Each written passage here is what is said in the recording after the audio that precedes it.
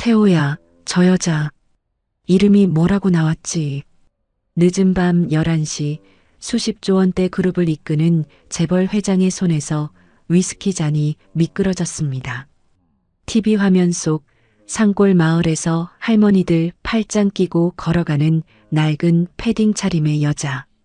30년 전 새벽마다 김밥을 말아주던 그 눈웃음이 그대로였습니다. 위자료 한 푼 없이 사라졌던 전처. 그 여자가 지금 기초수급 턱걸이 생활을 하고 있었습니다.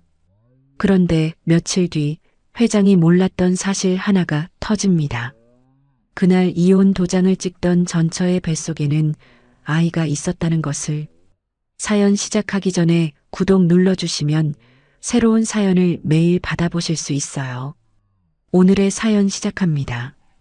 2026년 3월의 어느 늦은 밤, 서울 한남동 대저택 3층 서재에서 성도건설 회장 한정우가 소파에 깊이 몸을 묻고 위스키를 한 모금 넘겼습니다. 다음 주 이사회에서 발표할 해외 수주 보고서를 검토하다 눈이 뻑뻑해진 정우가 습관처럼 리모컨을 집어들고 아무 채널이나 눌렀죠. 화면에서 KBS 1TV 다큐멘터리가 흘러나왔습니다. 강원도 산골 마을에서 독거노인들의 식사와 건강을 돌보는 봉사자들의 이야기를 담은 프로그램이었습니다. 카메라가 한 봉사자의 하루를 따라갔습니다. 새벽에 일어나 마을회관 부엌에서 된장국을 끓이고 거동이 불편한 할머니 집까지 도시락을 직접 들고 걸어가는 여성의 뒷모습이 잡혔습니다.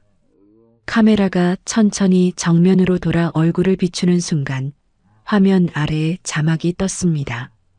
봉사자 오수련 65세. 정우의 손에서 위스키 잔이 미끄러져 소파 쿠션 위로 넘어졌습니다. 리모컨마저 바닥에 떨어졌지만 정우는 죽지 않았습니다. 소파에서 벌떡 일어나 TV 앞으로 다가간 정우가 화면 속 수련의 얼굴을 들여다보았습니다. 30년 세월이 만든 주름, 볕에 그을린 피부, 거칠어진 손. 그런데 젊은 시절 새벽마다 김밥을 말 때 짓던 그 특유의 눈웃음이 그대로 남아 있었습니다. 다큐멘터리가 끝나고 화면이 다음 프로그램으로 넘어간 뒤에도 정우는 꺼진 화면 앞에 서서 한참을 꼼짝하지 못했습니다. 그 밤 정우는 침실에 들어가지 않았습니다. 서재 소파에 누워 천장만 바라보며 뜬 눈으로 밤을 지새웠죠.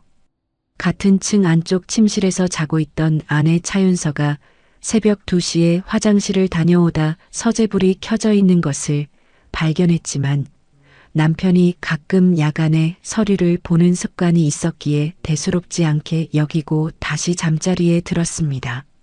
다음 날 새벽 6시 한숨도 자지 못한 정우가 평소보다 1시간 일찍 출근 준비를 마치고 차에 올랐습니다. 정우가 20년 측근 비서실장 김태호에게 전화를 걸었습니다. 태호야, 어젯밤 KBS 1TV에서 마을의 사람들이라는 다큐멘터리 나왔다. 거기 나온 봉사자 오수련이라는 사람 찾아라. 태호가 수첩을 꺼내 적으며 물었습니다. 오수련이요. 알겠습니다. 혹시 추가 정보가 있으십니까? 정우가 핸들을 잡은 손에 힘을 주며 낮은 목소리로 말했습니다. 윤서한테는 물론이고 그룹 임원 누구한테도 알리지 마. 절대로. 외부 조사 인력을 써. 비서실 내부 기록에도 남기지 마라. 태호가 즉시 과거 그룹 내부 감사건으로 인연이 있는 민간조사업체 대표에게 개인적으로 연락했습니다. 이틀 뒤 조사 결과가 담긴 봉투가 회장 전용 우편함에 올라왔습니다. 보고서의 내용은 이러했습니다.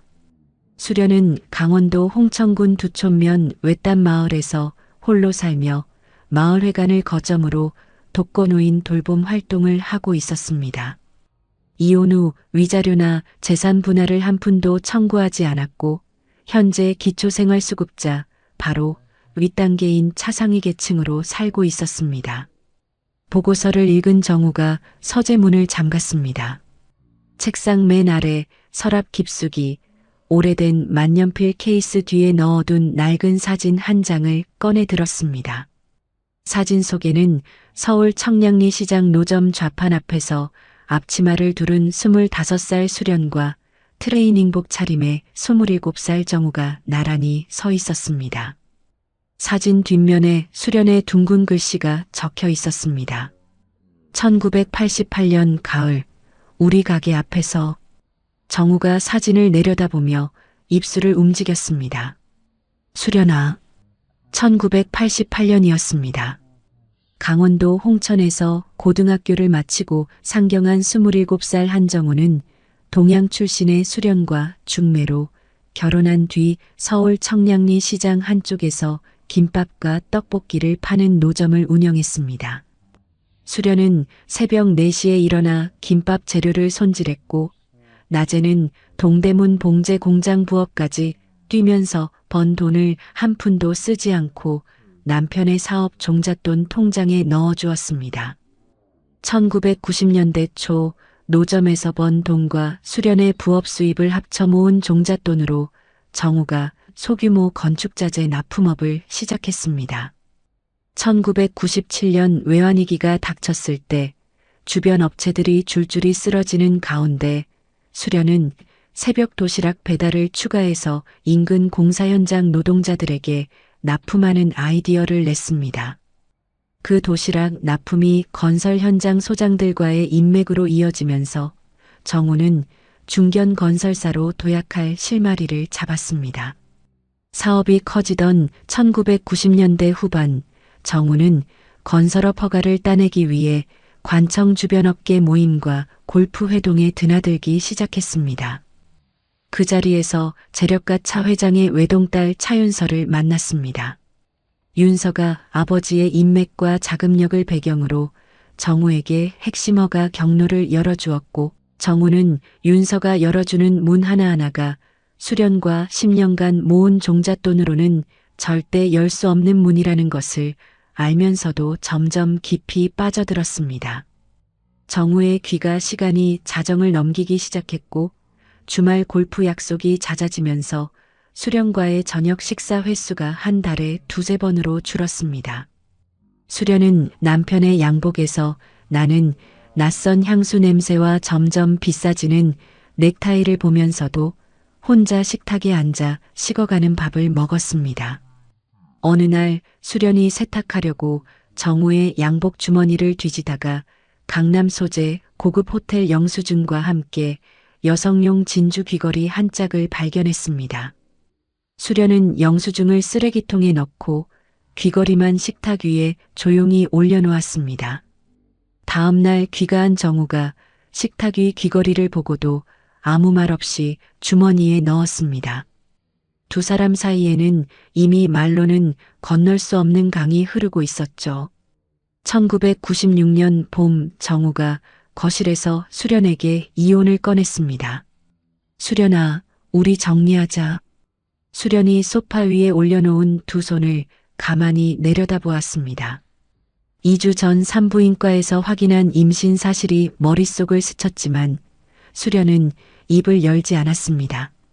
이미 마음이 떠난 남편에게 아이를 구실로 매달리고 싶지 않았고 위자료를 두고 신랑이를 버리다 배가 불러오는 시기까지 정우와 마주 앉아야 한다는 것이 수련에게는 견딜 수 없는 일이었습니다. 수련은 임신 사실을 숨긴 채 위자료도 재산 분할도 요구하지 않고 이혼 서류에 도장을 찍었습니다. 변호사조차 선임하지 않았습니다. 구청을 나서며 수련이 정우의 등 뒤에 대고 말했습니다. 당신 사업 잘 되라. 정우는 그 말을 들었지만 뒤돌아보지 않았습니다.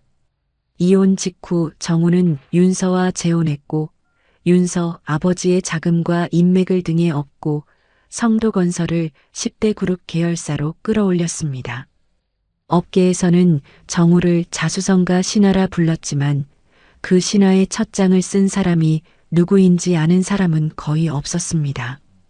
정우와 윤서는 결혼 초기 사업 확장에 모든 힘을 쏟느라 아이를 미루었고 30대 중반 이후에는 윤서의 난임 진단으로 결국 자녀를 갖지 못한 채 30년이 지났습니다. 수련은 이혼 후 서울에 남아있을 곳이 없어 고향 홍천으로 내려갔습니다. 가진 것은 봉제 공장에서 모은 얼마 안 되는 적금뿐이었죠. 그해 가을 홍천에서 아들을 출산한 수련은 출생신고를 일부러 늦추었습니다. 이혼 후 300일이 지난 시점까지 미루어 전 남편의 친생 추정이 붙지 않도록 한 뒤 아버지란을 비워둔 채 자신의 성을 따라 오준혁으로 아이를 신고했습니다.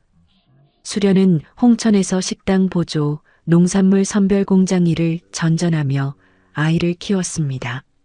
준혁이 중학생이 되어 아버지에 대해 물었을 때 수련은 짧게만 말했습니다. 서울에서 사업하는 사람인데 우리랑은 관계없는 사람이야. 이름은 알 필요 없어. 하지만 준혁은 고등학교 때 동사무소에서 어머니의 옛 혼인관계 증명서를 직접 떼어 한정우라는 이름을 확인했고 인터넷 검색으로 성도건설 회장이라는 사실까지 알아냈습니다. 그 뒤로 준혁은 아버지에 대해 다시는 묻지 않았습니다. 세월이 지나면서 수련은 홀로 사는 마을 어르신들의 식사와 안부를 챙기는 일을 자연스럽게 맡았고 마을에 없어서는 안 될 사람이 되었습니다. 다시 현재 서재에서 흑백 사진을 내려놓은 정우가 보고서의 한 줄을 다시 읽었습니다. 위자료 및 재산 분할 청구 없음, 차상위계층. 정우가 수화기를 집어들었습니다. 태호야, 이번 주말에 홍천으로 간다. 내가 직접 가봐야겠어. 수행 차량 없이 내 차로. 태호가 잠시 뜸을 들이다 조심스럽게 물었습니다. 사모님 쪽에서 주말 일정을 물으시면 어떻게 하겠습니까? 정우가 긴 침묵 끝에 입을 열었습니다. 지방 현장 점검이라고 해. 전화를 끊은 정우가 서재 창문 앞으로 걸어갔습니다. 한남동의 야경이 발 아래로 펼쳐져 있었습니다. 30년 전 청량리 시장 노점에서 올려다보던 서울의 불빛과 지금 내려다보는 서울의 불빛. 정우는 한참을 서 있다가 소파 옆 바닥에 떨어져 있는 리모컨을 줍지 않은 채 서재 불을 껐습니다. 토요일 아침 7시 정우가 평소 주말이면 입는 골프복 대신 눈에 띄지 않는 검은 패딩과 모자를 꺼내 입었습니다. 지하 주차장에서 태호가 준비한 검은 세단에 올라탔는데 성도건설법인 차량이 아니라 태호 개인명의 차였습니다. 두 사람은 서울을 빠져나와 홍천 방향 고속도로에 올랐습니다. 정우는 조수석에서 한마디도 하지 않고 창밖의 겨울 산자락만 바라보았고 태호는 룸미러로 회장의 얼굴을 살피면서 20년을 모셔오며 처음 보는 종류의 표정이라고 속으로 생각했습니다. 2시간 뒤 홍천군 두촌면에 도착한 두 사람이 마을 초입의 작은 슈퍼 앞에 차를 세웠습니다. 간판에 두촌상회라고 적힌 가게였죠. 태호가 커피를 사러 슈퍼 안으로 들어간 사이 정우가 차 안에서 마을회관 쪽을 바라보았습니다. 마침 회관 현관문이 열리면서 수련이 양손에 보온 도시락 가방 2개를 들고 나왔습니다. 뒤따라 나온 할머니 2분의 팔짱을 끼고 천천히 마을길을 걸어가기 시작했습니다. 수련은 달아빠진 카키색 패딩 점퍼에 장화를 신고 있었습니다. 할머니들에게 무언가 말하며 웃고 있었는데 한 할머니가 길에서 미끄러질 뻔하자 재빨리 부축하며 팔을 더 단단히 잡았습니다. 차 안에서 그 모습을 지켜보던 정우가 문손잡이에 손을 대고도 차에서 내리지 못했습니다. 입술을 꽉 깨물고 손가락 끝에만 힘을 주었습니다. 수련이 할머니들을 각각 집까지 데려다주고 혼자 마을길을 되돌아오는 길이었습니다. 갑자기 가슴 깊은 곳에서 올라온 기침이 연달아 터져 나왔습니다. 수련이 길 한쪽 돌담에 손을 짚고 쪼그려 앉아 한참을 헐떡였습니다. 기침 소리가 차 안까지 들려왔고 정우가 반사적으로 차 문을 밀며 뛰쳐나가려 했습니다. 회장님, 태호가 커피를 든 채 급히 돌아와 정우의 팔을 잡았습니다. 지금 나가시면 안 됩니다. 수련 씨가 놀랍니다. 정우가 태호의 팔을 뿌리치지 못하고 주먹을 꽉 쥐었습니다. 수련이 기침을 멈추고 다시 일어나 마을회관 쪽으로 걸어가는 것을 확인한 뒤에야 거칠게 숨을 내쉬었습니다. 태호는 정우의 손등에 핏줄이 선 것을 보며 이 일이 단순한 감상이 아니라 회장의 근본을 흔드는 무언가라는 것을 느꼈습니다. 서울로 돌아오는 차 안에서 정우가 입을 열었습니다. 수련이 건강 상태를 알아봐라. 병원 기록을 직접 조회하라는 소리가 아니다. 마을 사람들한테 넌지시 물어서 평소 어디가 아픈지 병원에 다니는지를 파악해. 태호가 고개를 끄덕이며 답했습니다. 다음 주 중으로 조사원을 마을에 보내겠습니다. 조사원이 마을회관 인근에서 이장 박노식과 자연스럽게 이야기를 나누며 정보를 모았습니다. 이장에 따르면 수련이 최근 몇 달 사이 기침이 잦아졌고 홍천읍 소재 의원에 몇 차례 다녀왔으며 마을 사람들이 서울 큰 병원에 가보라고 권하지만 수련은 완강히 거절한다고 했습니다. 돈도 없고 마을 할머니들 두고 갈 수 없다고 매번 그 소리만 하더라고요.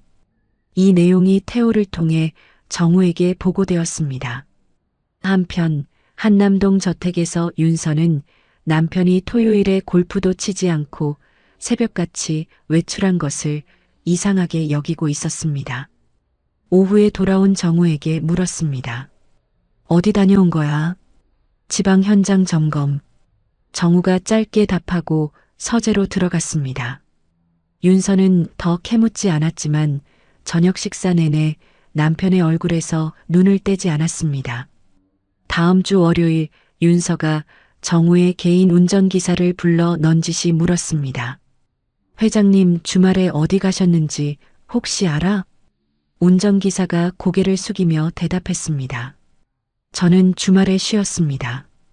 비서실장님이 직접 모셨다고만 들었습니다. 윤서의 눈이 가늘어졌습니다. 태호가 직접 운전했다는 것 자체가 비밀스러운 외출이라는 뜻이었습니다. 윤서가 입술을 다물고 남편의 서재 쪽으로 시선을 돌렸습니다. 화요일 낮 정우가 본사에 있는 시간을 확인한 윤서가 서재에 들어갔습니다. 책상 서랍을 하나씩 열었고 맨 아래 서랍에서 낡은 흑백 사진과 함께 봉투 하나를 발견했습니다. 봉투 겉면에는 아무 표기가 없었지만 안에 든 보고서 첫 장에 이렇게 적혀 있었습니다. 대상자 오수련 65세 강원도 홍천군 두촌면 거주 한정우 회장 전 배우자. 윤서의 얼굴이 돌처럼 굳었습니다. 오수련이라는 이름이 윤서에게 낯설지는 않았습니다. 30년 전 정우와 결혼할 때 이혼 서류를 통해 전처가 있었다는 것을 알고 있었지만 위자료도 청구하지 않고 깨끗하게 사라진 여자였기에 더 이상 신경 쓸 필요가 없다고 생각했었습니다. 지금 남편이 그 여자를 다시 찾고 있다는 사실, 윤서의 손끝이 미세하게 떨렸습니다. 남편과의 사이에 자녀가 없는 자신의 처지에서 이것은 과거가 되살아나는 공포였습니다. 윤서가 보고서를 스마트폰으로 촬영한 뒤 한 장 한 장 원래 위치에 정확하게 돌려놓았습니다. 서재를 나온 윤서가 곧바로 전화를 걸었습니다. 성도건설 홍보팀에서 근무하다 퇴직 후 프리랜서 위기관리 전문가로 활동하는 박상진이었습니다. 강남의 호텔 라운지에서 만난 윤서가 수련의 이름과 홍천 거주지 정보를 건네며 말했습니다. 이 여자가 누구인지, 정우 씨가 왜 지금 찾고 있는지, 주변에 가족이나 관련된 사람이 있는지 빠르게 파악해. 박상진이 메모를 하며 고개를 끄덕였습니다. 범인을 어디까지 잡을까요? 윤서가 커피잔을 내려놓으며 또렷하게 말했습니다. 전부 다. 이건 내 자리가 걸린 문제야. 정우 씨 쪽 비서실보다 먼저 전체 그림을 내가 알고 있어야 해. 며칠 뒤 정우는 수련의 건강이 걱정되어 태호에게 지시했습니다. 서울대학병원 건강검진을 마련해서 수련한테 보내라. 발신자는 밝히지 마. 보건소를 사칭하면 공문서 위조가 되니까 민간건강증진재단의 무료 검진 대상자로 선정됐다는 형식으로 포장해. 그러나 수련은 마을 이장을 통해 전달받은 검진 안내서를 한번 훑어보고 고개를 저었습니다. 이장님, 내가 이런데 뽑힐 사람이 아니잖아요. 이상한 사기 우편물 아닌가요? 이장이 봉투를 다시 내밀며 말했습니다. 아니 공짜인데 왜 안 가? 서울 큰 병원에서 검사받을 수 있다는데. 수련이 손사래를 치며 봉투째 이장에게 돌려주었습니다. 난 홍천 의원에서 약 타먹으면 돼요.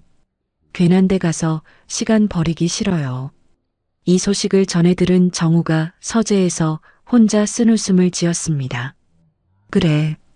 그 사람은 원래 그런 사람이었지. 남이 주는 건 안 받는 사람이야. 같은 시기 윤서의 의뢰를 받은 박상진이 자체 조사를 통해 수련의 현재 생활뿐 아니라 수련에게 성인 아들이 한 명 있다는 정보를 확보했습니다. 아들의 이름은 오준혁, 29세. 서울 성수동에 있는 IT 회사 파일랩 대표였습니다. 박상진이 윤서에게 보고서를 건네며 말했습니다. 준혁이라는 사람의 출생 시점이 묘합니다.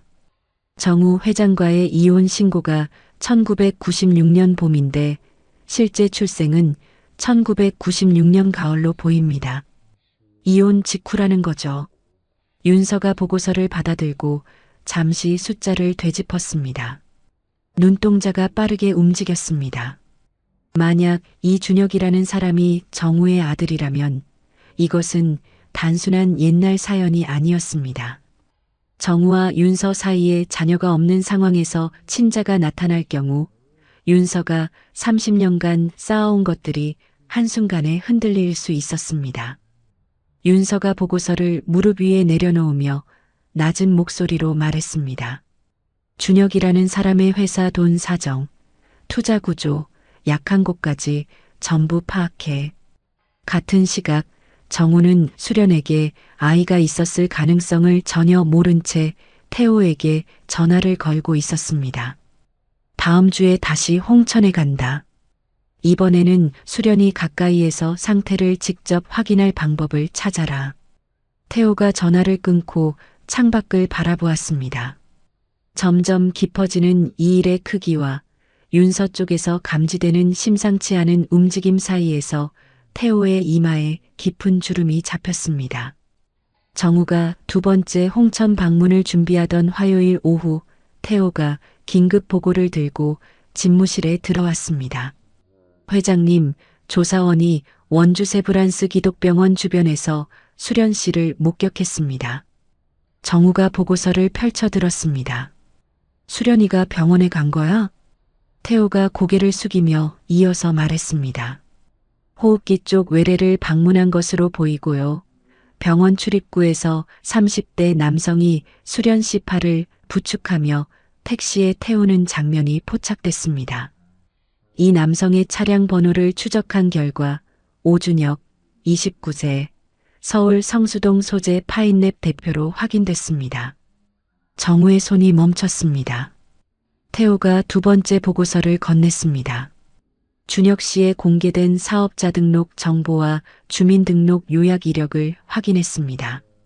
생년이 1996년이고 어머니는 오수련, 아버지라는 비어 있습니다.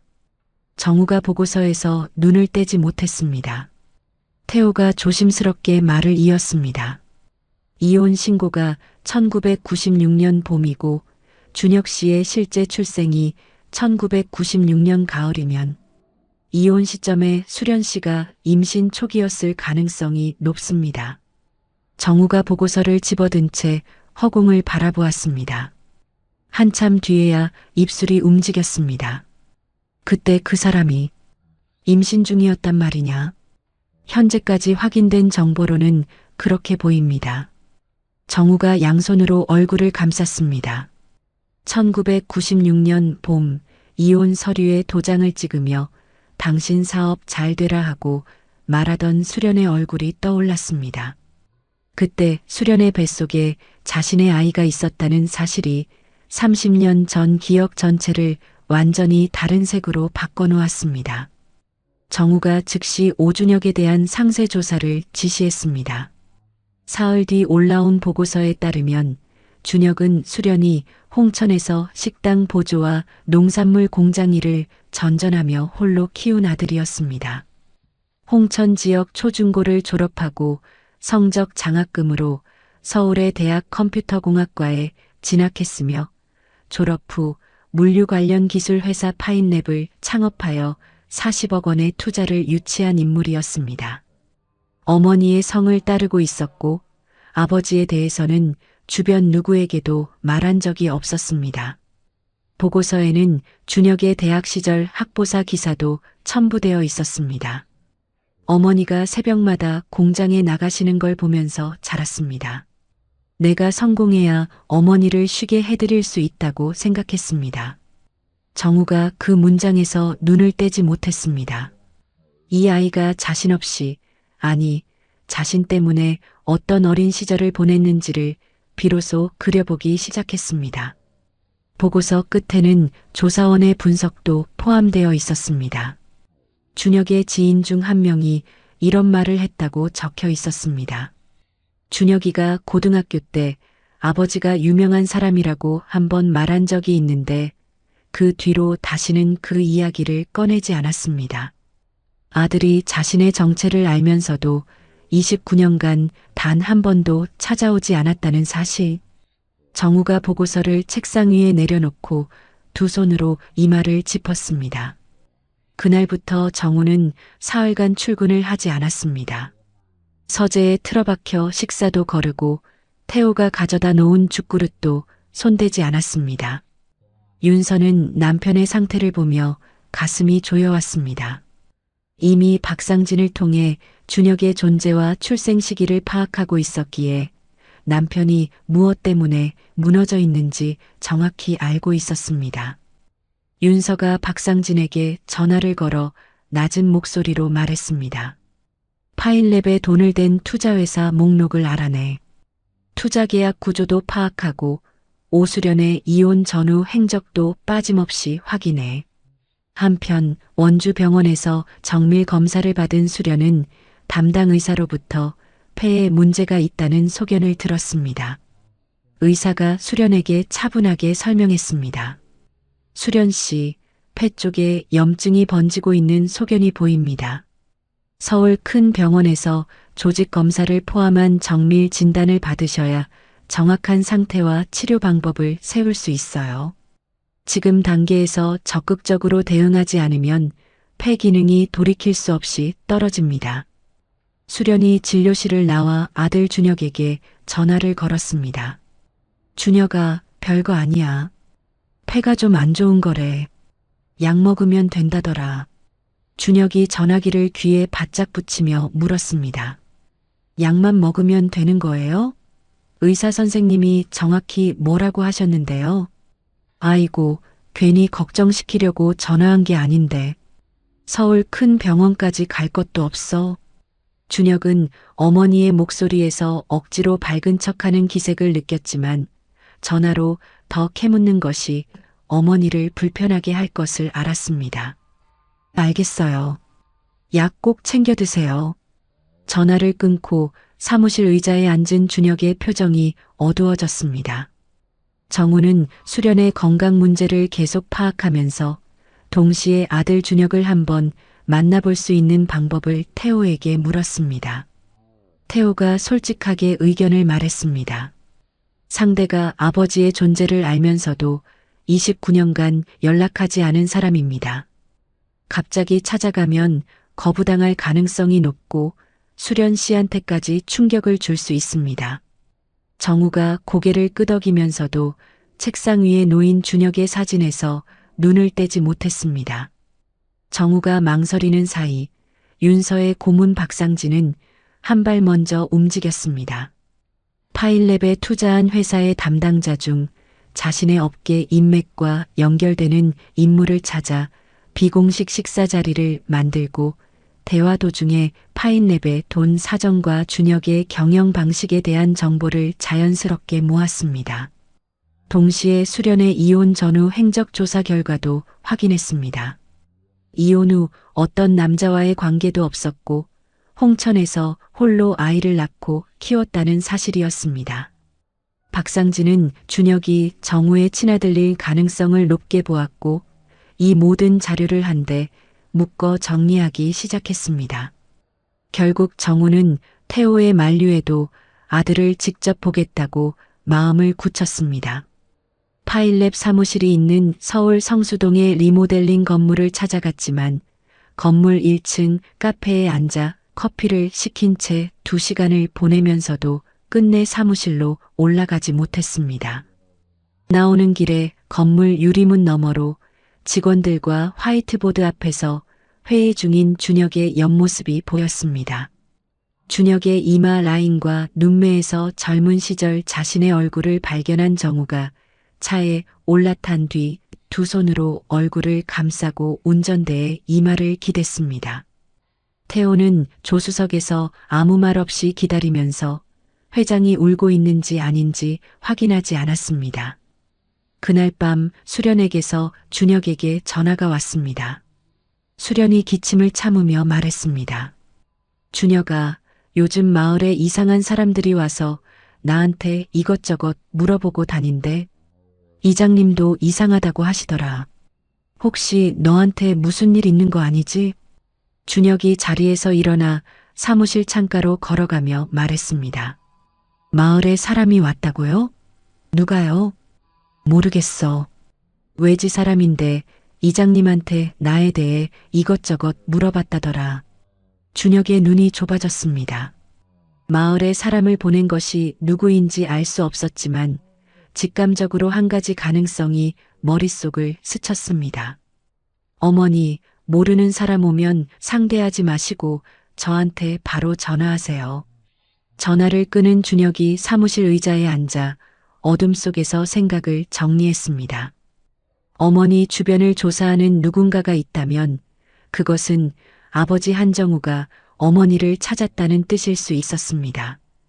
고등학교 때 혼인관계 증명서에서 확인한 그 이름이 29년 만에 현실로 다가오고 있다는 불안이 밀려왔습니다.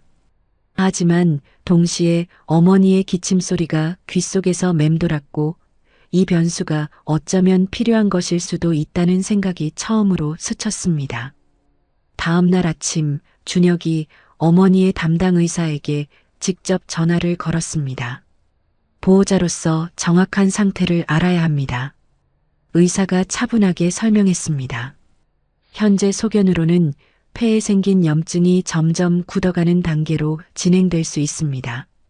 서울 큰 병원에서 조직 검사와 정밀 촬영을 빨리 받지 않으면 치료 시기를 놓칠 수 있어요.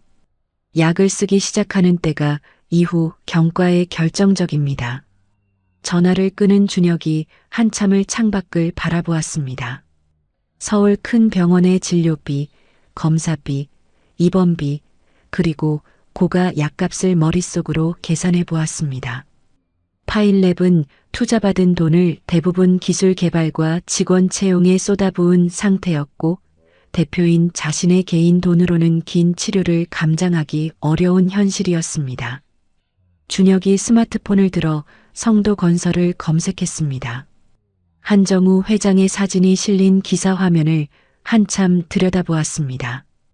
29년간 한 번도 연락하지 않았던 그 남자에게 자신이 먼저 손을 내밀어야 한다는 사실이 온몸을 짓눌렀지만 어머니의 폐에서 나던 기침 소리가 머릿속에서 반복해서 울렸습니다.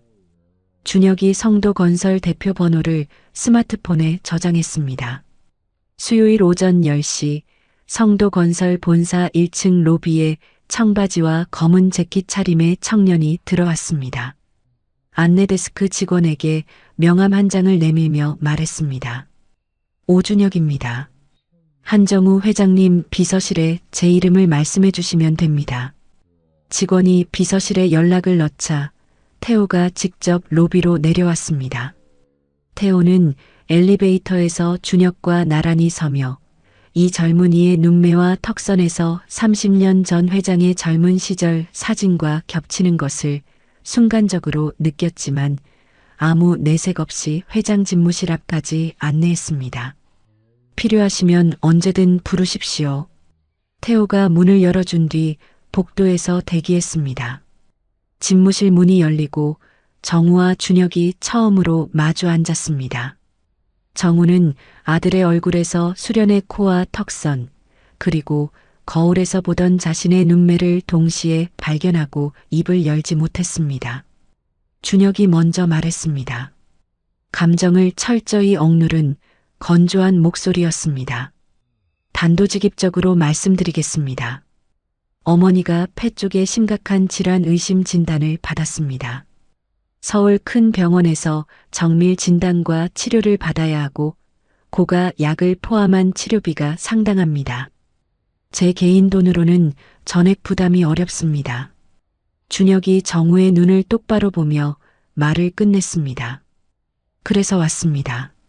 정우가 의자에서 벌떡 일어났습니다. 내가 모든 치료비를 대마. 준혁도 의자에서 일어섰습니다. 목소리가 높아졌습니다.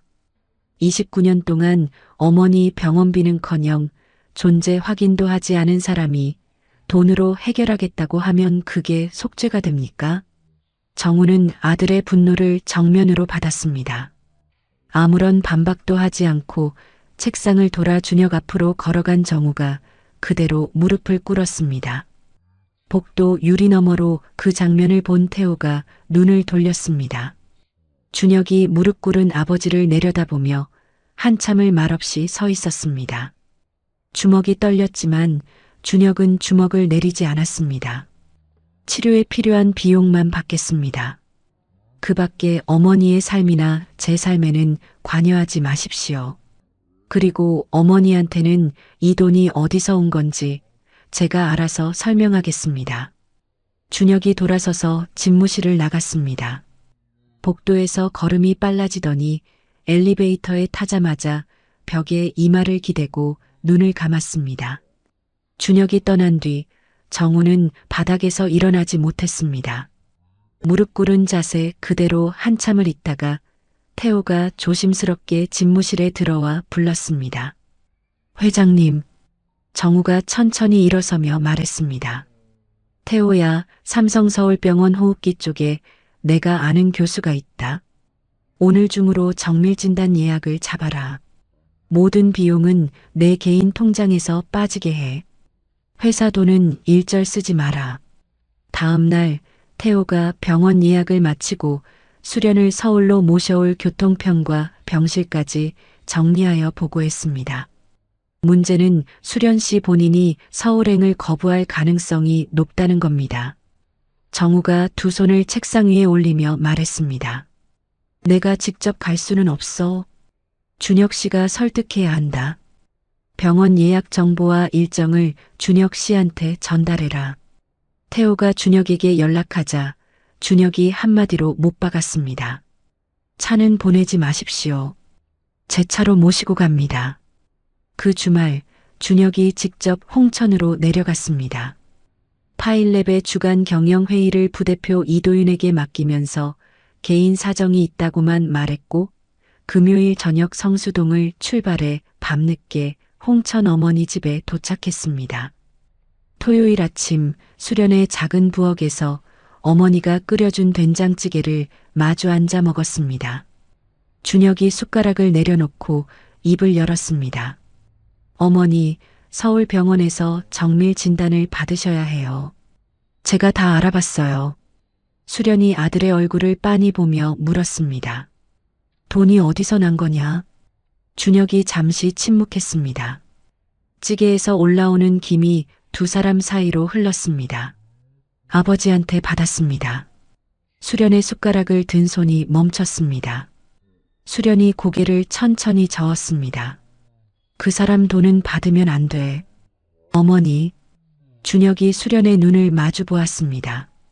저는 그 사람이 미웠고 지금도 미워요. 하지만 어머니 살리려고 그 사람 앞에서 머리를 숙였습니다.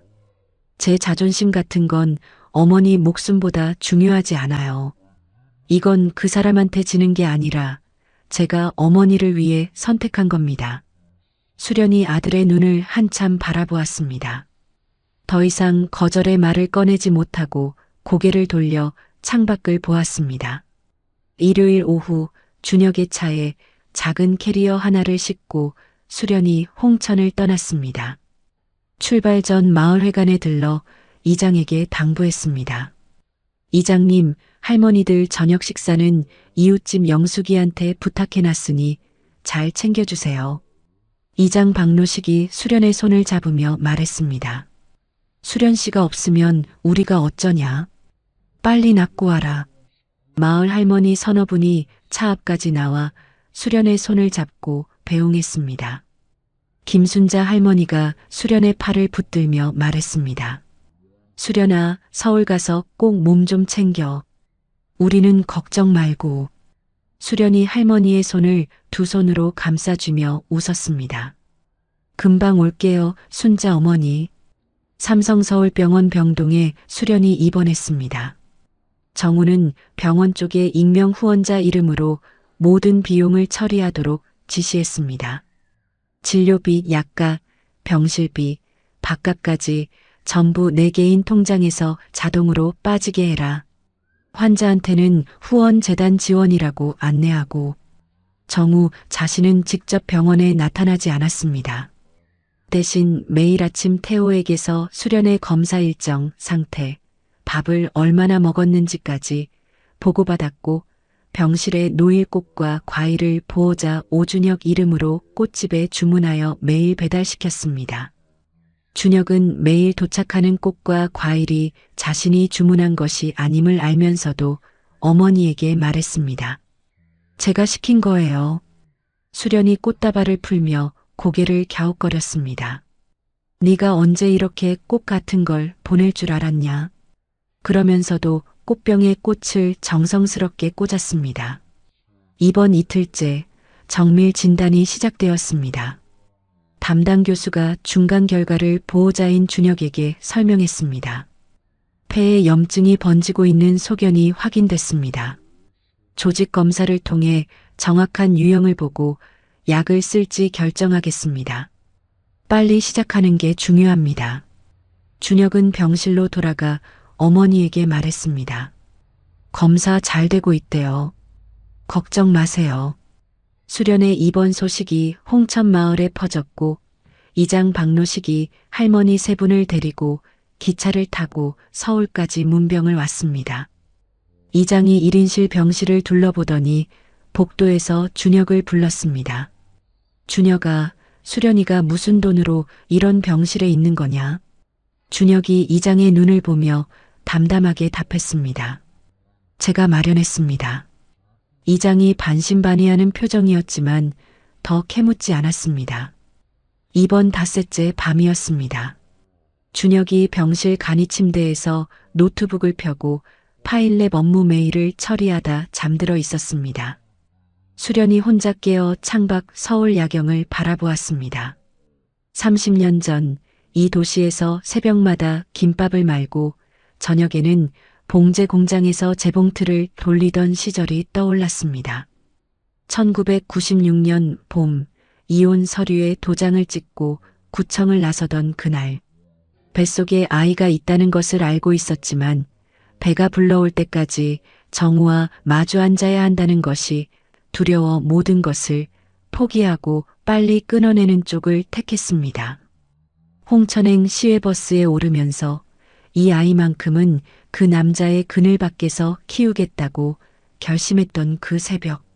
30년이 지난 지금 병원 창문 너머의 서울 야경 위에 그때의 기억이 겹쳐졌습니다. 수련이 간이 침대에서 잠든 아들의 얼굴을 내려다보았습니다. 아버지 없이 자라면서도 원망 한마디 없이 자신을 돌봐준 아이. 그토록 싫어하던 아버지에게 스스로 찾아가 머리를 숙인 아이. 수련이 아들의 이마 위로 빠져나온 머리카락을 가만히 쓸어 올리며 소리 없이 눈물을 흘렸습니다. 이번 2주째 월요일 아침 담당 교수가 수련의 병실을 회진하며 말했습니다. 조직 검사 결과가 나왔습니다. 폐에 생긴 염증이 아직 굳어지기 전 단계에서 잡았어요. 약을 쓰면 폐 기능을 지킬 수 있을 것으로 봅니다. 약에 대한 반응도 좋은 편이고요. 수련이 이불 위에 올린 두 손을 가만히 내려다보며 고개를 끄덕였습니다. 준혁이 복도로 나와 벽에 등을 기대고 처음으로 깊은 숨을 내쉬었습니다.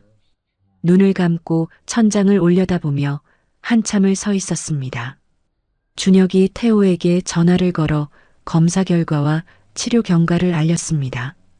태호가 곧바로 회장 집무실로 들어가 보고했습니다. 조직 검사 결과 염증이 굳어지기 전 단계에서 발견됐고 약물 치료로 폐 기능을 보존할 수 있다고 합니다. 정우가 의자 등받이에 깊이 몸을 기대며 물었습니다. 그러면 일상생활은 가능한 거냐? 담당 교수에 따르면 약에 잘 반응하면 일상 복귀가 가능하다고 합니다. 정우가 천장을 올려다보며 한참 동안 눈을 감았습니다. 양손이 팔걸이 위에서 미세하게 떨렸습니다. 그 주 수요일 정우가 태호에게 말했습니다. 병원에 가겠다. 태호가 조심스럽게 입을 열었습니다. 준혁 씨가 허락하지 않을 가능성이 큽니다. 치료가 잘 되고 있는 상황에서 괜히 자극이 될 수 있습니다. 정우가 잠시 침묵한 뒤 답했습니다. 거절당하면 복도에서라도 기다리마. 억지로 들어가지는 않겠다. 목요일 오후 2시 정우가 평소의 정장 대신 수수한 회색 점퍼와 면바지 차림으로 병동복도에 도착했습니다. 마침 병실에서 나오던 준혁과 엘리베이터 앞에서 마주쳤습니다. 준혁의 표정이 순간 굳어졌습니다. 정우가 낮은 목소리로 말했습니다. 잠깐이면 된다. 얼굴만 보고 오마. 네가 안 된다고 하면 여기서 돌아가겠다. 준혁이 아버지의 눈을 몇 초간 들여다보았습니다. 복도 의자 쪽으로 고개를 돌리며 말했습니다. 10분. 어머니가 불편해하시면 바로 나오십시오. 정우가 병실 문 앞에서 한번 깊이 숨을 들이쉰 뒤 문을 열고 들어섰습니다. 창가 침대에서 베개를 받치고 앉아 홍천 지역 신문을 읽고 있던 수련이 문 쪽으로 고개를 돌렸습니다. 30년 만에 두 사람의 시선이 3미터 거리에서 정면으로 마주쳤습니다. 정우가 입을 열려 했지만 목이 막혀 아무 소리도 나오지 않았습니다. 수련이 신문을 무릎 위에 내려놓고 한동안 정우의 얼굴을 훑어보더니 먼저 말했습니다. 많이 늙었네. 정우가 침대 옆 보호자 의자에 힘없이 앉았습니다.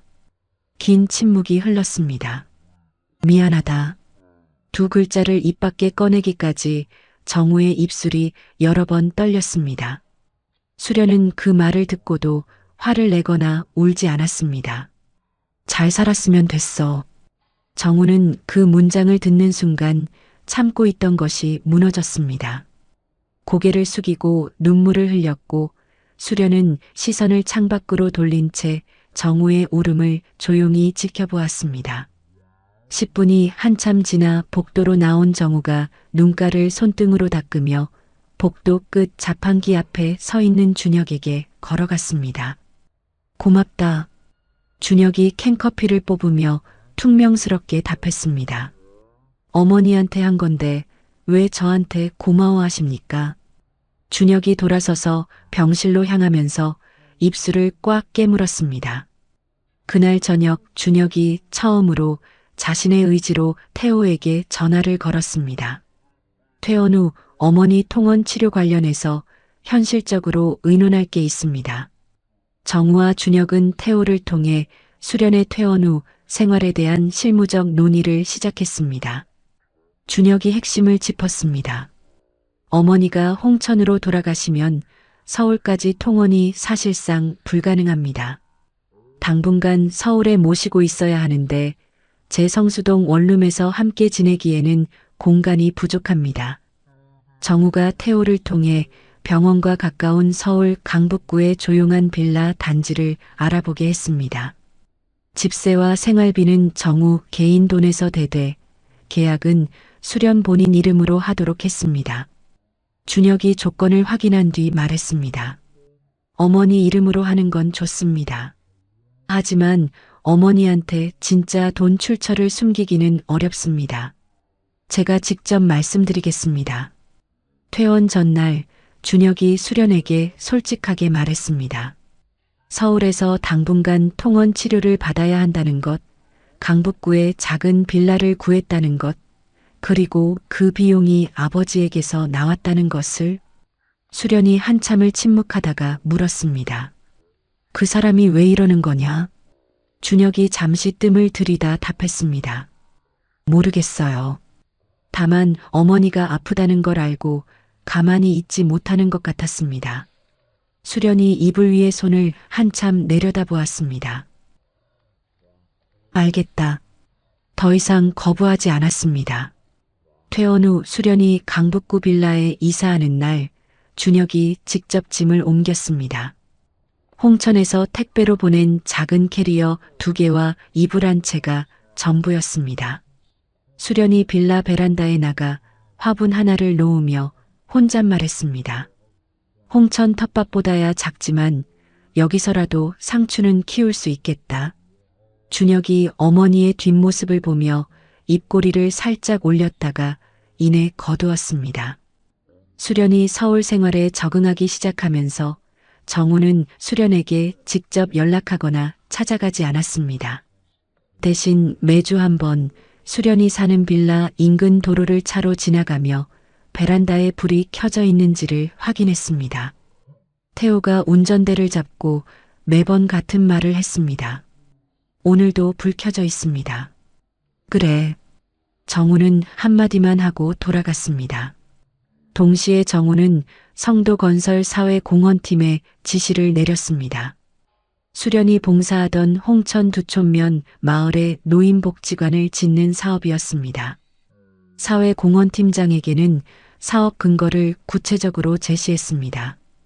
두촌면에 혼자 사는 어르신 비율이 홍천군 평균보다 1.8배 높고 마을회관이 낡아서 시설 확충이 필요하다는 지자체 보고서가 있다. 이걸 근거로 기획안을 만들어 태호에게는 따로 진짜 이유를 말했습니다. 수련이가 돌아가면 일할 곳이 있어야지. 수련도 서울 생활에 적응하면서 변화가 생겼습니다. 빌라 근처 경로당에서 자원봉사를 시작하여 홍천에서 하던 것처럼 어르신들의 식사를 챙기고 말벗이 되어 주었습니다. 경로당 관리인이 말했습니다. 수련 씨 오고 나서 어르신들이 밥을 잘 잡수셔요. 수련이 국을 퍼담으며 웃었습니다. 이게 제가 할 줄 아는 거라서요. 준혁은 어머니의 통원 치료가 안정되면서 파일랩 업무에 복귀했고 매주 2번 진료일에는 직접 어머니를 병원까지 데려다 주었습니다. 이 과정에서 태호와의 통화가 잦아지면서 준혁은 자연스럽게 아버지의 근황을 듣게 되었습니다. 정우가 매일 어머니 상태를 물어본다는 것, 복지관 건립을 추진하고 있다는 것, 그리고 매주 빌라 근처를 지나간다는 것까지. 어느 금요일 저녁 파일랩 사무실에서 퇴근 후 혼자 남은 준혁이 어머니가 빌라에서 담가 보내준 깍두기를 먹으며 생각에 잠겼습니다. 고등학교 때 혼인관계 증명서에서 한정우라는 3글자를 확인한 뒤 스스로에게 세운 원칙이 있었습니다. 그 남자와는 관계없다. 하지만 그 원칙으로는 설명할 수 없는 것들이 하나둘 쌓이고 있었습니다. 준혁이 깍두기 그릇을 내려놓으며 중얼거렸습니다. 그렇다고 그 30년이 지워지는 건 아니야. 수련의 2번째 외래 진료에서 담당 교수가 말했습니다. 약에 대한 반응이 좋습니다. 이 추세면 반년 뒤에 약을 줄이는 것도 검토할 수 있겠어요. 준혁이 그 소식을 태호에게 전했고 태호가 정우에게 보고했습니다. 정우는 그날 저녁 집무실에서 혼자 오래된 위스키를 한 잔 따랐습니다. 다큐멘터리에서 수련을 다시 본 그 밤 이후 처음으로 위스키가 쓰지 않았습니다. 같은 시기 정우는 개인 재산 일부를 내놓아 복지재단을 세우는 작업을 법률사무소에 맡겼습니다. 재단의 첫 번째 사업이 홍천 두촌면 노인복지관 건립이었고 정우 개인이 가진 주식 일부와 현금을 재단에 넣는 구조였습니다. 이 작업은 태호와 법률사무소만 알고 있는 극비 사안이었습니다. 수련의 치료가 안정되고 준혁과 정우 사이에 아직 냉기는 남아 있었지만 태호를 통해 최소한의 대화가 오가기 시작했습니다. 정우의 삶에 30년 만에 처음으로 분기 실적이나 주가가 아닌 사람에 대한 마음이 자리를 잡기 시작한 바로 그때 윤서가 몇 달간 금고에 넣어두었던 것을 꺼내 들었습니다. 월요일 아침 8시 주요 경제신문과 연예 매체 3곳에 동시에 기사가 올라왔습니다. 성도건설 한정우 회장 30년간 숨겨온 혼외자 존재 확인. 기사에는 오수련의 실명과 홍천 거주 이력, 오준혁의 실명과 파일랩 대표 직함, 삼성서울병원 입원 사실, 강북구 빌라 정황이 빠짐없이 담겨 있었습니다. 기사의 핵심은 수련이 이혼 전처라는 사실보다 30년간 숨겨온 아들에 초점을 맞춘 것이었습니다. 마치 정우가 혼외 관계를 통해 자녀를 두고 비밀리에 관리해온 것처럼 읽히도록 짜여 있었고 병원 주차장에서 망원 렌즈로 찍은 것으로 보이는 수련과 준혁의 출입 사진까지 붙어 있었습니다. 기사가 나가자마자 성도건설 주가가 장 시작과 동시에 급락했습니다. 이사회 비상연락망이 가동되면서 사회이사 4명이 잇따라 태호에게 전화를 걸었고 기관 투자자 쪽에서도 우려를 쏟아냈습니다. 태호가 오전 9시에 정우에게 긴급 보고를 올렸습니다. 기사 내용의 구체적인 수준과 사진 확보 방식을 볼 때 내부에서 나간 것이 확실합니다. 박상진이라는 인물이 경제지 기자 2명과 최근 여러 차례 만난 정황이 있습니다. 정우가 기사를 읽으면서도 자신의 체면이나 주가보다 먼저 입을 연 말은 다른 것이었습니다. 수련이하고 준혁이가 이걸 봤을 때 어떻게 되겠느냐. 같은 시각 파일랩 사무실에서 아침 전체 회의 중이던 준혁은 마케팅 팀장이 건넨 스마트폰 화면으로 기사를 확인했습니다. 회의실이 순식간에 조용해졌고 직원들의 시선이 대표에게로 쏠렸습니다. 기사 댓글에는 재벌 혼외자가 아버지 돈 받아먹기, 어머니는 형편이 어려운데 아들은 대표? 같은 글이 빠르게 달리면서 오준혁과 파일랩이 실시간 검색어 상위에 올랐습니다. 준혁이 회의를 멈추고 자기 방으로 들어가 문을 닫았습니다. 먼저 어머니에게 전화를 걸었습니다. 어머니, 오늘 인터넷 뉴스 보지 마세요. 제가 설명드릴 게 있으니까 저녁에 갈게요. 수련의 목소리가 떨렸습니다. 준혁아, 나 벌써 봤어. 경로당에서 어르신 한 분이 핸드폰으로 보여줬다. 준혁이 이를 악물고 눈을 감았습니다. 어머니, 제가 다 해결할게요. 아무한테도 말씀하지 마세요. 그날 오후 파일랩에 투자한 3곳 중 2곳이 연달아 준혁에게 연락했습니다. 한 곳의 담당자가 말했습니다. 재벌가 문제에 우리 투자회사가 엮이는 것에 대해 위에서 우려하고 있습니다. 투자를 다시 검토하겠습니다. 다른 한 곳은 더 직접적이었습니다. 다음 주까지 공식 해명이 없으면 후속 투자 계약을 보류하겠습니다. 준혁이 3년간 모든 것을 쏟아 키워온 파일랩의 사업 기반이 하루아침에 흔들리기 시작했습니다. 준혁이 정우에게 직접 전화를 걸었습니다. 결국 당신과 엮이니까 이렇게 됐습니다. 어머니 치료비 받은 게 이런 결과를 만들었어요. 처음부터 관여하지 말았어야 했습니다. 정우는 아무런 변명도 반박도 하지 않았습니다. 내 말이 맞다. 전화가 끊어진 뒤 정우가 집무실 창 앞에 서서 서울 도심의 건물들을 내려다보며 한참을 움직이지 않았습니다. 저녁 준혁이 강북구 빌라에 도착하자 수련이 이미 캐리어를 꺼내 짐을 싸고 있었습니다. 내가 괜히 서울에 올라와서 내한테까지 피해가 간 거야.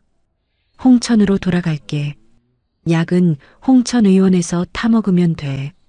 준혁이 캐리어 손잡이를 잡으며 말했습니다. 지금 가시면 통원 치료를 중단하는 거예요. 약을 함부로 끊으면 병이 다시 나빠집니다. 수련이 캐리어 위에 손을 올린 채 아들을 바라보았습니다. 치료보다 내 사업이 더 중요해.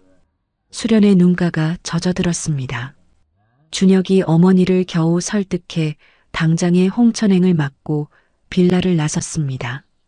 밤길을 걸으며 파일랩 부대표 이도윤에게 전화를 걸어 상황을 설명했습니다.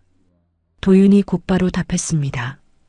투자자들한테 대표 개인 일이 회사 기술력하고 관계없다는 걸 숫자로 보여줘야 해. 내일 아침까지 긴급 자료 준비할게. 도윤이 잠시 뜸을 들이다 덧붙였습니다. 형, 이거 혼자 짊어지지 마. 윤서는 기사가 예상대로 커지자 속으로 계획이 통했다고 판단하면서도 겉으로는 한남동 저택에서 정우와 마주 앉아 피해자 행세를 했습니다. 이런 일이 있었는지 정말 몰랐어. 30년 결혼 생활이 이런 비밀 위에 있었던 거야? 정우가 그룹 법률팀을 통해 기사에 대한 정정 보도를 추진하려 하자 윤서가 교묘하게 막았습니다. 정정 보도를 하면 오히려 사실을 인정하는 꼴이 돼. 기사만 더 커져.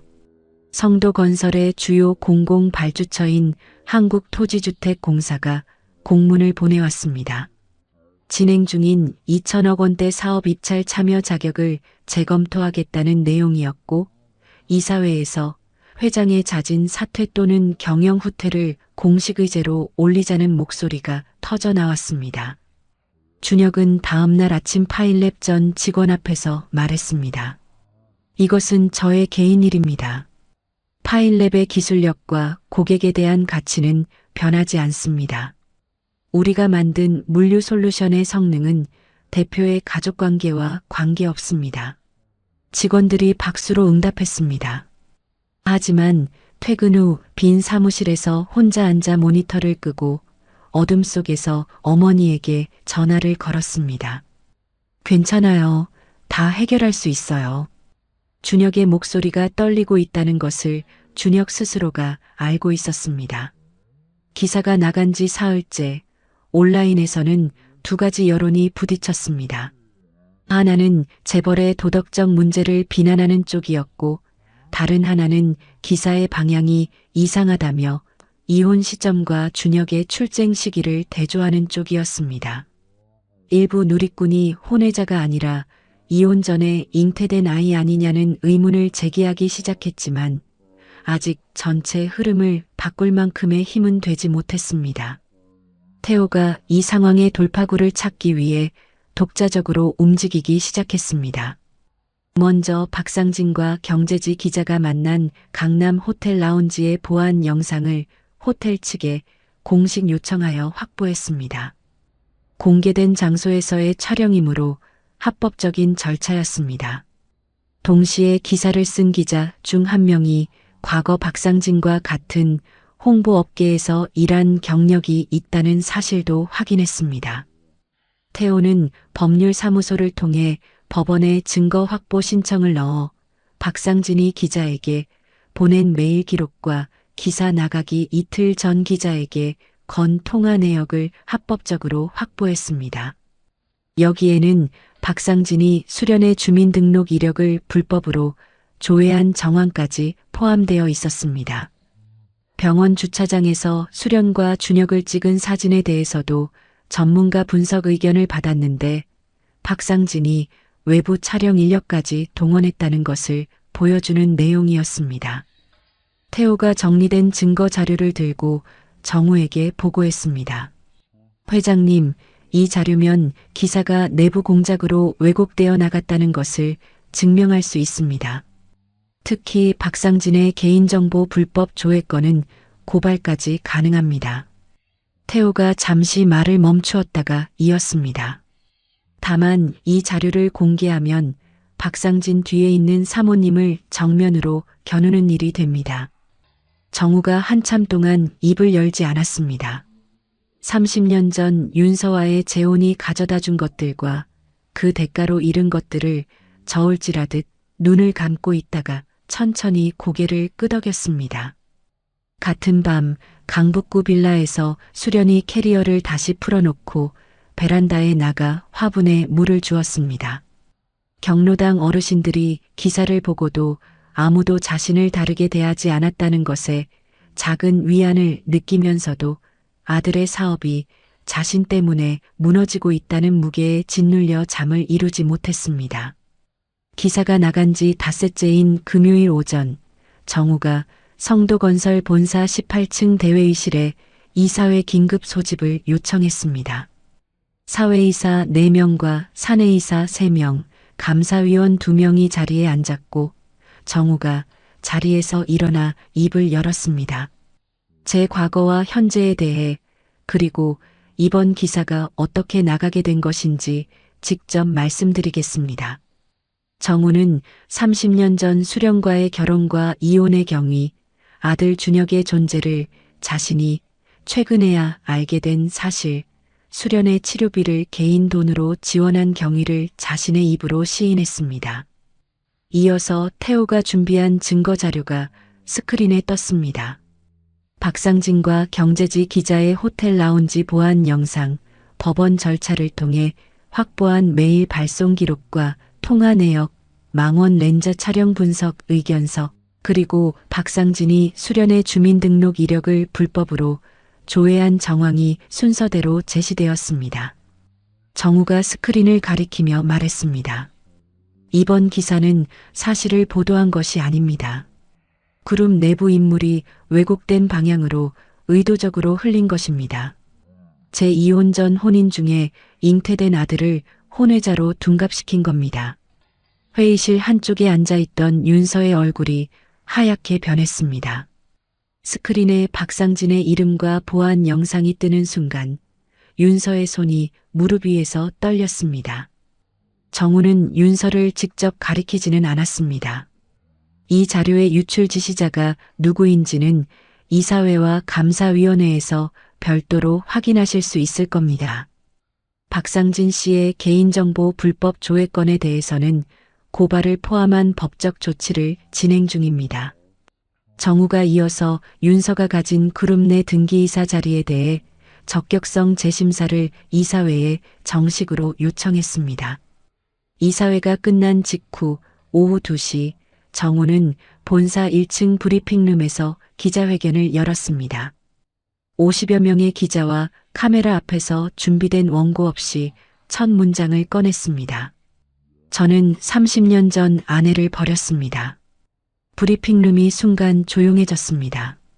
정우가 수련과의 결혼부터 이혼까지의 과정을 시간순으로 밝혔습니다.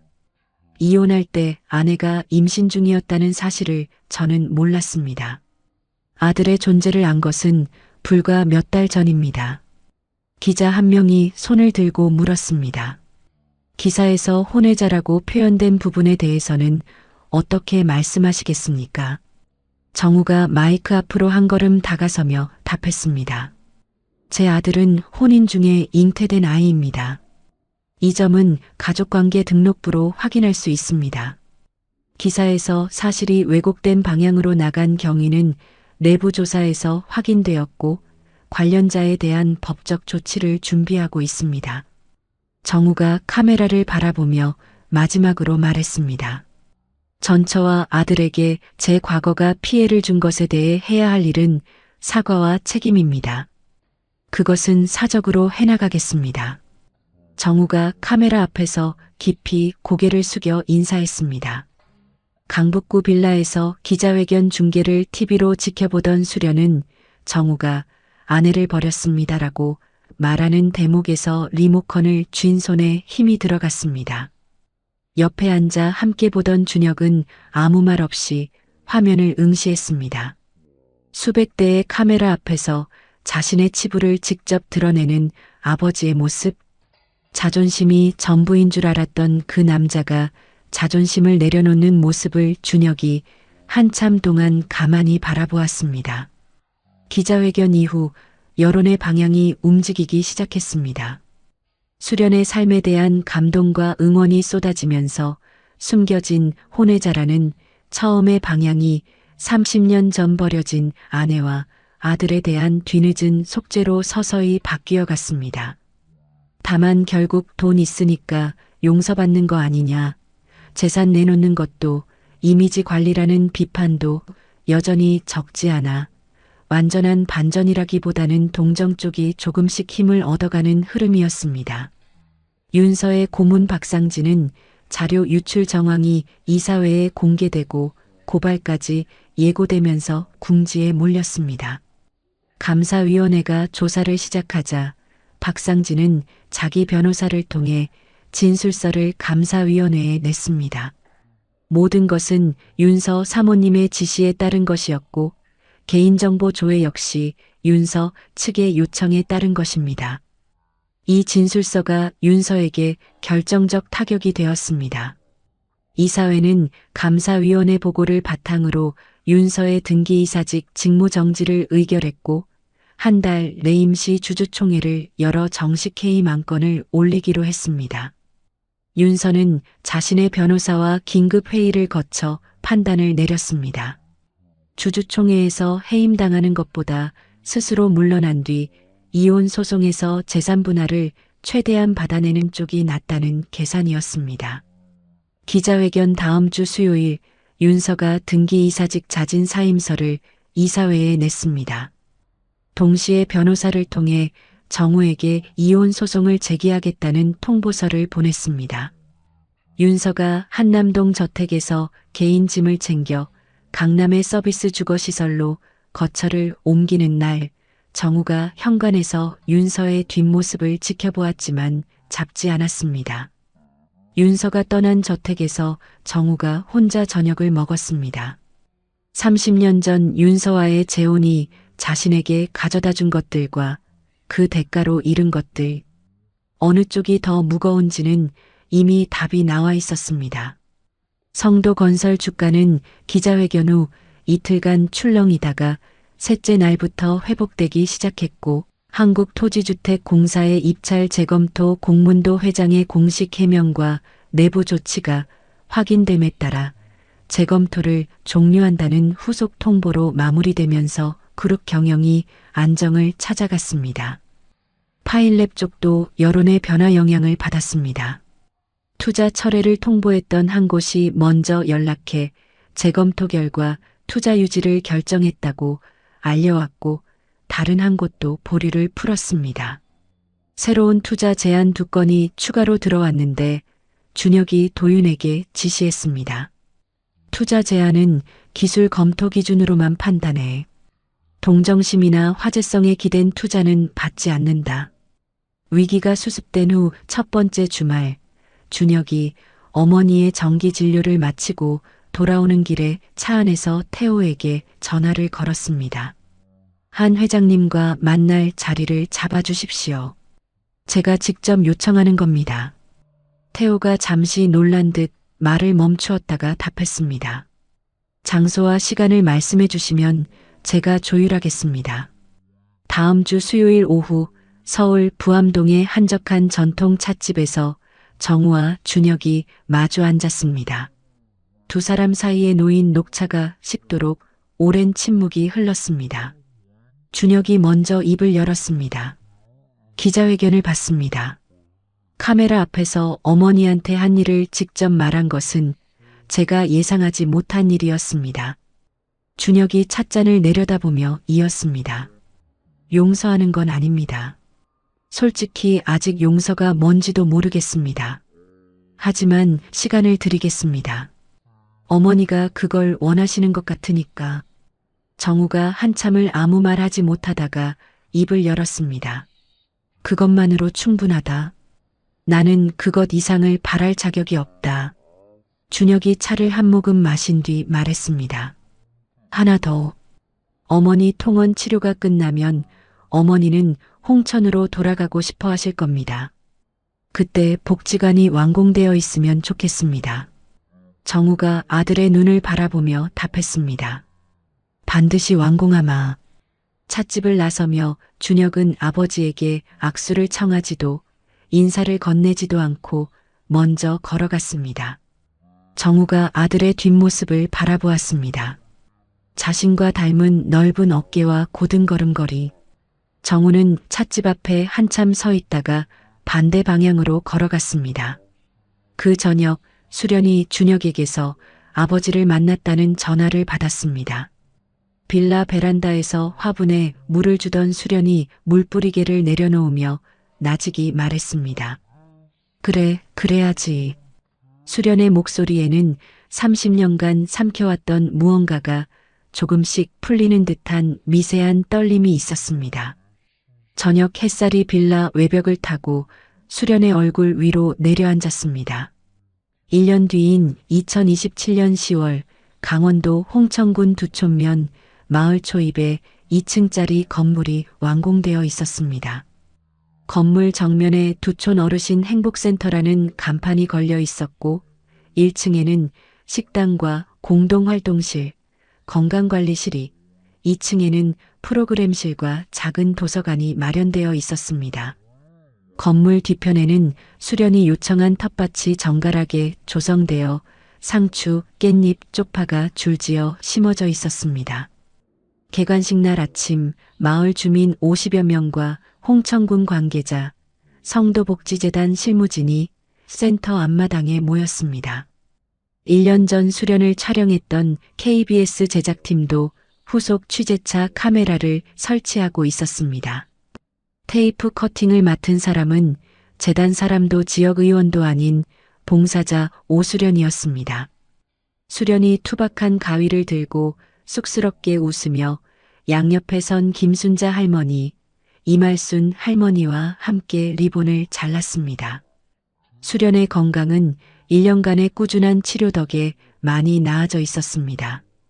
담당 교수가 반년 전 약을 줄였고 수련은 한 달 전 강북구 빌라를 정리하고 홍천으로 돌아와 원래 살던 집에 다시 짐을 풀었습니다.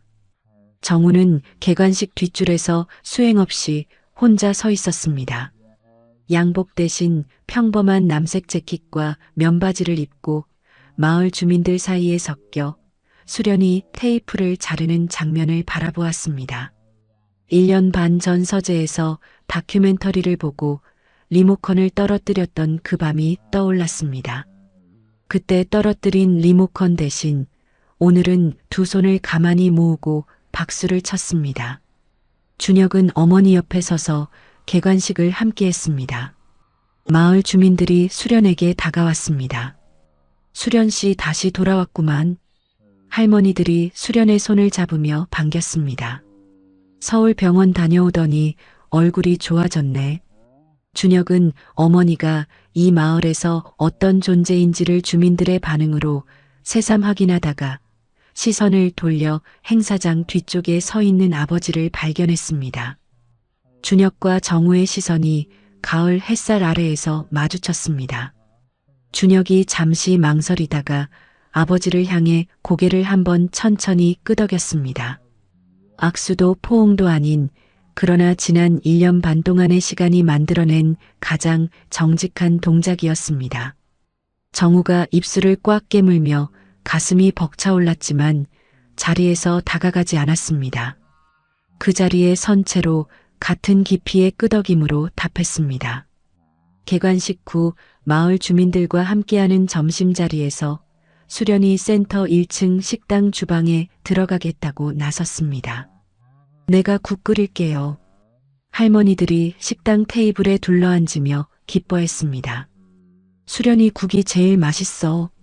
준혁이 어머니를 도와 식판과 국그릇을 나르면서 이장에게 말했습니다.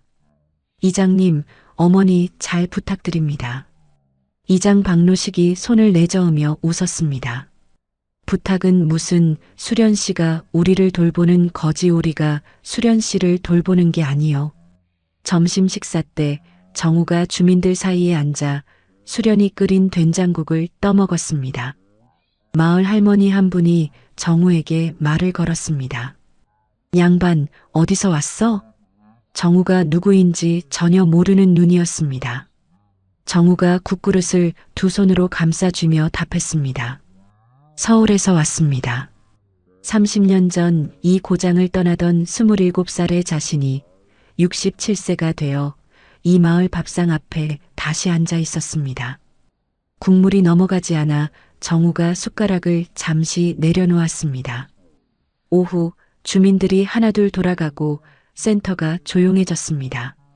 수련이 건물 뒤편 텃밭으로 나가 작물 상태를 살폈습니다.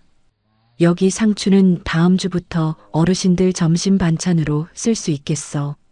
깻잎은 조금 더 자라야 하고. 뒤따라온 태호가 전했습니다. 회장님이 텃밭은 수련님이 원하시는 대로 쓰시라고 하셨습니다. 수련이 흙을 털며 웃었습니다. 그 사람은 텃밭이 뭔지나 알아. 평생 흙 한 번 안 만져본 양반이. 수련의 말투에 30년 전과 같은 결의 편안함이 미세하게 섞여 있었습니다. 서울로 돌아가기 전 준혁이 센터 주차장에서 정우와 잠시 나란히 섰습니다. 준혁이 먼저 입을 열었습니다. 파일랩 후속 투자가 확정됐습니다. 기술 검토 기준으로 통과한 겁니다. 정우가 답했습니다. 축하한다. 준혁이 차 문을 열며 말했습니다. 축하는 나중에 어머니한테 해주십시오. 어머니가 더 좋아하실 겁니다. 준혁의 말투에는 1년 반 전의 날 선거부와는 확연히 다른 온도가 있었습니다. 아직 따뜻하지는 않았지만 적어도 얼음이 풀리기 시작한 물의 온도였습니다. 준혁이 떠난 뒤 정우가 센터를 나서며 마을길을 혼자 걸었습니다. 두 촌면의 좁은 도로 양쪽으로 황금빛 벼가 익어가는 가을 들판이 펼쳐져 있었습니다. 마을길 중간에서 정우가 걸음을 멈추고 뒤를 돌아보았습니다. 멀리 센터 건물이 보였고 1층 식당에 불이 켜져 있었습니다. 그 불빛 아래에서 수련이 내일 어르신들에게 줄 반찬을 준비하고 있을 것이었습니다. 정우가 나직이 중얼거렸습니다. 이제야 제대로 사는 건가? 센터 안에서 수련은 내일부터 시작할 돌봄 프로그램 시간표를 직접 손글씨로 적어 식당 벽에 붙이고 있었습니다. 월요일 건강체조, 화요일 노래교실, 수요일 텃밭 활동, 목요일 영양식 만들기, 금요일 이야기 나누기.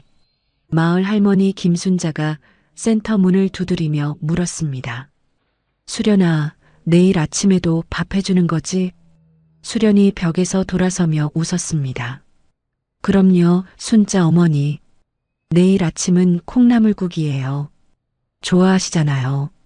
서울로 향하는 차 안에서 준혁이 라디오를 틀었습니다. 뉴스에서 소식이 흘러나왔습니다. 성도건설 한정우 회장이 개인 재산을 내놓아 설립한 성도복지재단의 첫 번째 사업인 홍천 노인복지관이 오늘 문을 열었습니다. 준혁은 볼륨을 높이지도 줄이지도 않고 그대로 들었습니다. 뉴스가 끝난 뒤 혼잣말로 중얼거렸습니다. 참 오래 돌아왔네. 그것이 아버지의 속죄를 향한 말인지 자신과 아버지의 관계를 향한 말인지 어머니가 다시 마을로 돌아온 것을 향한 말인지 준혁 스스로도 정확히 알지 못했습니다. 한남동 저택 서재에 돌아온 정우가 책상 맨 아래 서랍을 열었습니다. 1988년부터 간직해온 흑백 사진을 꺼내 들고 처음으로 서재 책상 위 액자에 넣어 세워놓았습니다. 사진 속 수련의 둥근 글씨 1988년 가을 우리 가게 앞에서가 저녁 스탠드 불빛 아래 선명하게 드러났습니다. 서랍 깊숙이 숨겨두었던 것이 이제 책상 위에서 매일 마주하는 풍경이 되었습니다. 센터를 나선 수련이 집으로 걸어가는 길에 하늘을 올려다보았습니다. 30년 전 임신한 배를 안고 홍천행 버스에서 내려 이 마을 하늘을 처음 올려다보았던 1996년 여름 새벽이 떠올랐습니다. 그때의 하늘은 막막하고 어두웠고 오늘의 하늘은 높고 맑았습니다. 마을에 어둠이 깔리기 시작했지만 두촌 어르신 행복센터 1층 식당의 불빛만이 작고 따뜻하게 켜져 있었습니다. 수련은 30년 전 뱃속에 아이를 품은 채 위자료 한 푼 받지 않고 홍천행 버스에 올랐습니다. 새벽 공장에 나가고 식당 설거지를 하고 그렇게 하루하루 버티면서 아들 하나를 키워냈습니다. 누구를 원망하지도 누구에게 손 벌리지도 않았습니다. 그저 자기 앞에 놓인 하루를 묵묵히 살았을 뿐이죠. 정우는 뒤늦게야 자신이 잃어버린 것의 크기를 알았습니다. 수십조 원의 그룹을 가지고도 채울 수 없는 것이 있다는 걸 67세가 되어서야 깨달은 겁니다. 준혁은 아버지를 용서하겠다고 말하지 않았습니다. 대신 시간을 주겠다고 했죠. 그 한마디가 어쩌면 용서보다 더 무겁고 더 정직한 말이었을지도 모릅니다. 세 사람의 30년은 각자 달랐지만 결국 같은 곳을 향해 돌아왔습니다. 홍천 두촌면 작은 마을 식당에 불이 켜진 그곳. 수련이 끓인 된장국 한 그릇이 놓인 그 밥상 앞에서 세 사람의 시간은 비로소 다시 흐르기 시작했습니다. 늦었다고 아무것도 할 수 없는 건 아닙니다. 다만 늦은 만큼 더 오래 걸을 각오가 필요한 거겠죠. 이야기를 끝까지 들어주신 분이 계시다면 잘 들었다고 댓글 하나만 남겨주세요. 감사합니다.